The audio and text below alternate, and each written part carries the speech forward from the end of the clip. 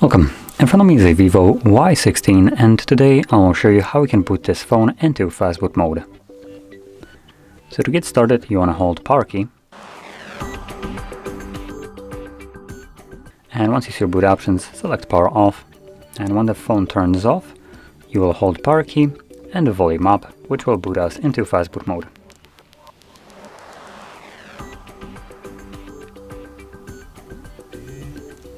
And there we go, we are now in Fastboot mode.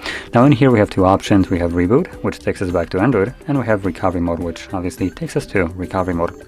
And you will need to use volume keys to navigate through the two options, and power key will be used to confirm whatever is selected.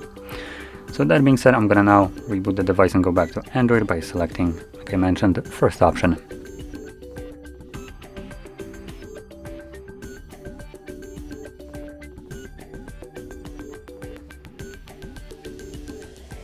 And as you can see, we are now back in Android.